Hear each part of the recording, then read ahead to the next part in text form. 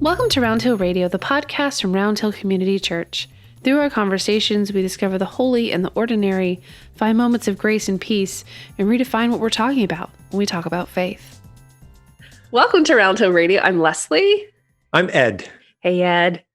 Good morning. Good morning. So we just finished a 4-week podcast Bible study, which was the first time we've ever done that. And I loved every minute of it, I have to say. Fun. If you haven't listened to it yet, please go do so. But listen to this one first. Finish this episode first. And then go back. Of course, you can find us here on YouTube or SoundCloud or wherever you get your favorite podcasts. We're with everybody. This would be the favorite. Of course. Yeah, just look up Round Hill Radio and you can find us pretty much anywhere. But you found us now, so thanks for listening. Hallelujah. For the month of December, we were kicking around ideas about what we wanted to talk about. And we had delved into text in our Bible study. And so we're going to kind of do the same thing in December, but we're going to play around with our favorite Christmas hymns. Mm-hmm. And in the words of the song, we need a little Christmas right this very minute. Yes, we do. Christmas come soon. Yes, so we could use it. I have set up my Zoom background here to bring a little Christmas cheer. Very impressive. I spent a lot of time in this chair, so I figured I would make it feel festive like the rest of my house. Well, you've done a great job. Thanks. Makes me happy. So we are today discussing the hymn, It Came Upon the Midnight Clear, which I always think about as such a poetic hymn. Yeah. You know, lots of hymns will maybe tell stories. And I think this one just has beautiful, beautiful text. So why don't you, do you want to launch us in with some fun facts? Yeah, I'll launch us in with some fun facts. I'm going to just read the first stanza of this hymn just to give a sense of what you're talking about, because I agree with you, Leslie. It's beautiful poetry.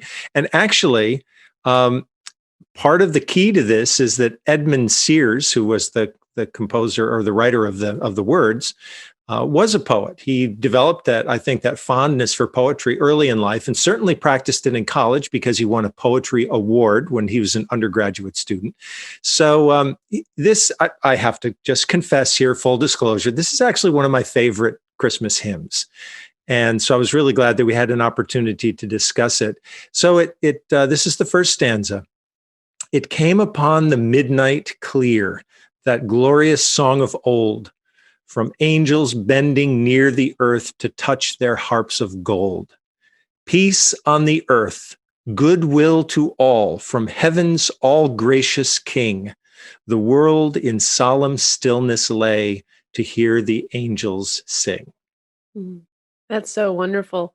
And each verse actually ends with the two words "angels sing," which I think is such a lovely way to do that.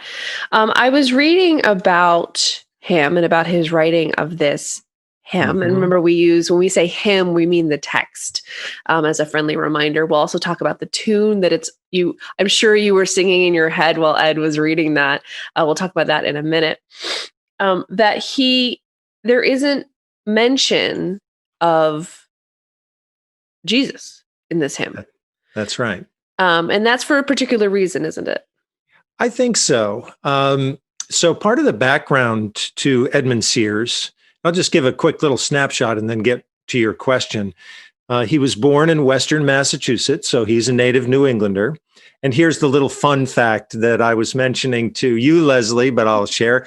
He went to Union College in Schenectady, New York, and so did I. Hey! So there's a little kinship, and I did not know that until you invited me to do a little bit of background reading on this man. And so I thought that was interesting. That's where he won a poetry prize.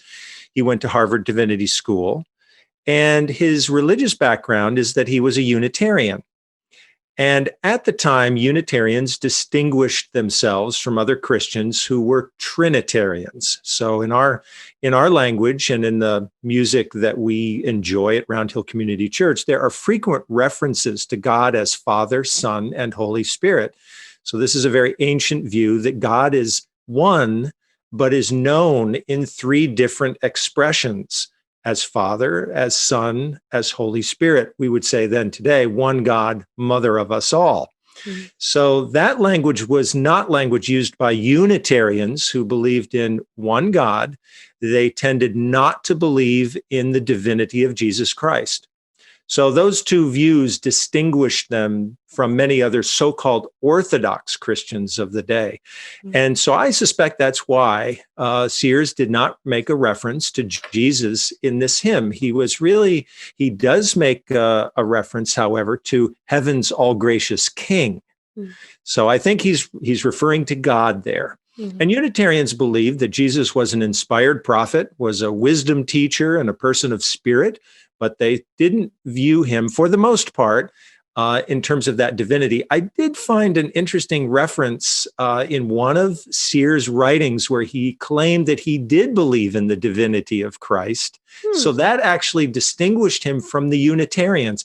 He'd be a perfect member for Round Hill Community Church, just kind of his own person. Yeah. Taking a little here and a little there and really claiming his religious journey, though. But to your question, I suspect that's why even if he did have that belief, you don't see it really explicitly in this hymn. Does that make sense? That's absolutely. Yeah, that's so interesting that, we have this lens through which he was writing. So when I was doing my own research for today, I have this amazing book I've had for decades. You can tell by the number of Post-it notes that are hanging in it. This is Then Sings My Soul, 150 of the world's greatest hymn stories. By Robert Morgan. So thank you, Robert Morgan, for being a helping hand to me over the decades. And it has in here a wonderful story about It Came Upon a Midnight Clear. It even includes a version of the music. It actually he included three verses. I have books. Our Chalice hymnal has 4. And actually in this book, he gives a stanza that has not been included in many hymnals, which is, "Yet with the woes of sin and strife, the world hath suffered long. Beneath the angels' strain have rolled 2,000 years of wrong. And man at war with man hears not the love song which they bring. Oh, hush the noise, ye men of strife, and hear the angels sing." It's very much a hymn of peace, isn't it? Yes, it is. So part of what I discovered in thinking about this hymn and doing a little bit of background research is that it's considered to be, interesting for a Christmas hymn, one of the first hymns associated with the social gospel movement in the United States. So the social gospel movement was really developed around several major figures, and these were people who were extremely outspoken about the abolition of slavery, about the equality between men and women, and their concern for the unity of the nation. And of course, Sears is writing at a time when the Civil War is about 11 years away at the time when he writes this hymn. So there's already a lot of strife and dissension that's building. And so it makes sense that he references peace so many times. I didn't count the number of references to peace, but they're there sprinkled all throughout the hymn. And I think it's interesting that he himself was so outspoken. When I think about what's been going on in our country over the last 8 or 9 months with the Black Lives Matter movement and people raising their voices around, the end of all kinds of discrimination, well, Sears would love it. He'd love to think that his hymn is still being sung here in the year 2020, of course, in the midst of a global pandemic. And but it's raising up the same social justice concerns that he had. I had no idea that his work was part of that movement, and he expressed that both in his poetry, but also in his sermons and his writings. And Leslie, I don't know if you had also come across this, but by 1847, at which point he was still a relatively young man, he was in his late 30s. Apparently, he came into a period of very deep depression, and he wrote this hymn at that time. And it made sense when I went back and read the hymn again, because the number of references in this hymn to weariness, sadness, toil. He talks about painful steps and slow. You get a sense that this might have been written by a man who was just coming out of, maybe coming into a period of recovery, Mm-hmm. and was writing not only about the national scene, but his own personal life. So I'm guessing here, and yet that seems to have been a pretty prominent feature of his life, that he really had this struggle, so much so that it shaped his career choices. He also had some kind of physical challenge because he was unable to speak to large gatherings, and that limited him to serve his service to small parishes where he was very comfortable. He took that advantage to write and think and create. Yeah, that makes a So, lot of sense. That idea of the peace in the midst of strife, I think, is something yeah, we can all connect to on a lot of levels right now, for sure. yeah, So he wrote this text in 1849, and then a year later, a composer by the name of Richard Storrs Willis took it upon himself to give it a tune. And so I have a few fun facts about Willis. great. And he was born in Boston. Now we know that Edmund Sears spent a fair time in Massachusetts as well. So it seems likely that their paths could have crossed. Mm-hmm. Um, Mm-hmm. so uh, Willis was actually a student of Yale College. So we have a Yale connection too. We have a double connection with this Isn't hymn. that interesting? Isn't that funny? So I will say Yale College. Fun fact: Yale College is the undergraduate school of Yale University. So I went to Yale University, went to get my master's there at the Yale School of Music and part of the Divinity School, where I got my degree in sacred music. And so he was at Yale College as an undergraduate in 1841 and was a member of the Skull and Bones Society. And if you have not seen the Skull and Bones building, it is everything you want a secret society building to look like. Oh, It is goodness. like out of a scene of a movie. It is magically chilling. So if Huh. you do look it up when you have a spare moment, because it is just, it sets your imagination wild walking past it. And it's like, it's in a tiny street that you Yep. wouldn't really use because it doesn't really head anywhere because it dead ends right into the library quad. So you can't get anywhere useful with it. Oh, there's always good parking to be found on that little side street. Okay. But it's like dark, and then you go under a part of a building that's an underpass, and that's on the left, and there's the windows are like slits, like you're going to be shot with an arrow at any moment. I mean, it is fabulous. So I evoke that wonderful sense of mystery. So after he had time with that wonderful secret society, he went to Germany to study composition, and then actually became really good friends with our friend Felix Mendelssohn, Oh, which some wow. of us might have heard of. Mendelssohn, besides being a wonderful composer in his own right, is famous for bringing back into vogue the music of Johann Sebastian Bach. So we owe him all a huge debt of gratitude. Wow. Bach, by the time that he had died in 1750, was considered quite passé. He was, all of his kids were like, "Oh, you're writing in the old style. That's that old stuff," in the way that old kids always are when they're parents. Right. So his music was sort of not revered to the same degree that I think it is now, and so so Willis was sort of part of all of that. So it was a really exciting time in music, especially in Germany. Sure. Getting that music out there. So he wrote the tune to this, and from what I can tell, also the harmonization. That's hard to say. And so it's such a beautiful. It's a very complex tune. Mm-hmm. Mm-hmm. We think about hymns often with very strict, steady quarter note kind of things in the sort of the shaker style of Mm-hmm. singing, where things are very metered and straightforward.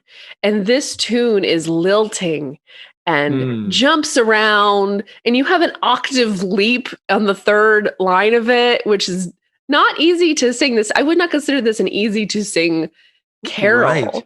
Right. But it just has such a an interesting, we have it's in the version I have is in B flat. And then we have a moment where we have a D major chord, which what is that doing there? That's a special moment of musical harmonization magic. And so it's such a great use of music, bringing the text out, I think, because it gives this sort of like almost like a babbling brook stream of just this flowing of this flowing of the music. I think brings along that idea of the angels singing, and the peace on earth, because it sort of flows and dances in a way that we don't often see, I think, in a lot of very popular hymns. Thinking as an example to what I'm saying with like the straightforward, think about like joyful, joyful, right? Like the most exciting thing we have in there is a dotted quarter note and an eighth note, like going wild. And this is in 6/8, which is just I think of it as a round meter. Everything just sort of flows and moves with itself. And I just think it's beautiful. I think it's such a wonderful, wonderful way to set this text, because you could do it in so many different ways. You could sing you could sing this text to a number of different tunes. But this one, of course, is the best, I think, in my opinion. Well, I love the way you describe that in the background you provide, because it makes me think differently about the hymn and also about the overall composition. I think one of the things that I've been thinking about since rereading it, there's something about the way that the music really works so well with the text, because there is I don't want to say there's a mournful quality in it, but there's a recognition in the text that life is not easy. There's weariness, there's toil, there's painful steps and slow. And you think, this is a Christmas carol, we're going to use this to brighten our spirits. Right. And yet, as you say, there is something beautifully flowing about it that keeps us moving through that. So it's as if the music is trying to help us understand what the text is also saying, which is keep moving through those experiences, even though they're hard, right? Yeah. And yes, they're painful steps and slow, but you're still walking. You get this sense that there's still movement in there. And again, I'd like to think maybe this is something he's saying to himself as he's working his way through his own struggles. But I think about this as something as words and music beautifully combined that really speak to our time.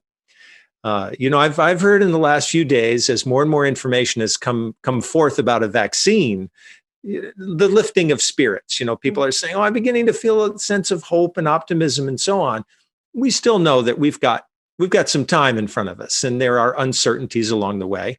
And yet, to me, music like this really inspires the kind of faith that can move through a time like this, however long it takes for us to realize a vaccine and get it out to people and all of that. There's so much that needs to happen, obviously, going forward. But what a really interesting hymn to sing at this time when we're going through this right now. Absolutely. Yeah. And I think for myself and my fellow church musicians, we normally start Christmas music so early in the year. And due to everything, I think I've started it later, at least working with our amazing soloists. They don't need quite the lead time that our choir needs. So we've been rehearsing and recording it later this year. And then, decorating for Christmas right after Thanksgiving. I'm one of the purists. I stick with it, but do it in October. I don't care. But we turned out, we brought all the bins down from the attic, and I thought to myself, do I really want to listen to Christmas music? Am I ready? Do I feel ready? And I thought, no, it's the tradition. You listen to Christmas music while you decorate, right? That's the thing. And I turned it on and I kept it going for like 6 hours because, I was just hearing everything in such a different way. Yes. Yes. All the familiar texts. And I've been really seeking out new recordings of Christmas music too. I mean, you can't replace Bing, but he needs some friends in the playlist. That's right. Bing and company. Yes, Bing and company. So I'll be sharing with you guys. I'll put on Spotify some playlists I've been enjoying. Hopefully you guys can enjoy too. There's some Oh, great good. albums that I've found that have been really, really fun and just new settings, which is nice. Yeah. Did you hear that? Like you said, we hear that text in a different way, and look at it in a different way. I think not only because of the new settings, but also just because of we're so different this year. Everything's so Yes. different this year. So I think we're listening differently too. I think that's very true. And I think that what you're describing is a little bit of a practice, of bringing out those traditions, right? Bringing out the ornaments, decorating. Those things can have a tremendous value to us this year. And sometimes the best traditions or spiritual practices are the simplest ones. And I was so struck when I was rereading this hymn yesterday. There's a line here that's very interesting. It says, "Look now, for glad and golden hours come swiftly on the wing." Mm. And there's this really a sense of urgency. Look now. You don't need to wait for good things to come down the road. There are already some pretty marvelous things that are taking place. And this is a real stretch. And I doubt that this is a connection that was probably in his mind when he was writing it. But even though there's no reference to Jesus in this, or the birth of Christ in this hymn, of course, it's full of references to angels. I really love that. And angels, that's that's the hint of transcendence. There's mystery here, right? Something we can't, it invites our curiosity and our wonder. There's and this is the thing that he may not have thought about, would have been really cool if we found out that he did, but there's a story in the book of Genesis about a woman named Hagar who is linked to Abraham and Sarah. And she's basically the servant of these two people, and they were supposed to have a child, and it didn't happen. So Abraham and Hagar had a child together. This was going to be their plan, right, to fulfill God's dream that they would have their own child. And then there was jealousy, and Hagar was sent out away from the camp with her little boy, whose name was Ishmael. And she thought they weren't going to live. And she heard the voice of an angel who basically directed her to look. And when she looked, she found a well of water. And the water kept them alive. And then God looked after them, and they went out and formed, of course, their own destiny. But I was thinking about, here's a biblical example of where this voice comes out of nowhere that says, hey, look over there because there's water. And here's a voice in this hymn that's saying, look around you at the things that are going on, at the people in your life, at the good things that may be happening. And of course, all these wonderful research scientists are doing everything in their power to make this vaccine available. So I think this is really to me, this is the lingering good news of Edmund Sears. He's sort of reaching out to us across all these years to say, look now for some really wonderful things are still happening in the midst of all of the very, very great challenges that have been taking place over these past months. Absolutely. And I'm smirking because that was one of the best segues I've ever seen into discussing our spiritual practice for the day. Oh, great. Our spiritual practice for the day. So yes, here we go. Well, I was thinking about another hymn which we use when we light our Advent candles at Round Hill Community Church. So we light one candle during each week for faith, hope, love, and joy. And the words of that hymn, "One Candle is Lit," are also, it's some very interesting poetry, but "Come surely, Lord Jesus, as dawn follows night. Our hearts long to greet you as roses the light. Salvation draw near us, our vision engage. One candle is lit for the hope of the age." I've been thinking, Leslie, about how simple it is to bring a little added light into our lives, like the Christmas tree you're decorating, or to turn on a light at night, a favorite light next to a favorite chair, or to light a candle. And when we do that, to do that with an added intention that God is with us and God is for us. Just a simple reminder, however we light that light, just to say, God is with us, God is for us. And the light, of course, that, eternal symbol of God's presence, of the transcendent, that can be such a helpful way of bringing some faith and hope and love and joy into our lives. So that's the simple spiritual practice. Add a little light, but do it with a little intention. Just think what it means to say God is with us and God is for us. Well, that's wonderful. I will look forward to doing that all week long. Thank you for that, Ed. No, you're welcome. Thank you for all the richness of this hymn that you've brought to us. It's a beautiful hymn, and we are so excited to take you through a few more hymns as December rolls on. So we look forward to seeing you back here next week. We do indeed. Thank you so much, Leslie. Thanks, Ed. Thanks for listening. Round Hill Radio is brought to you by the friends and members of Round Hill Community Church. For more information, please visit roundhillcommunitychurch.org.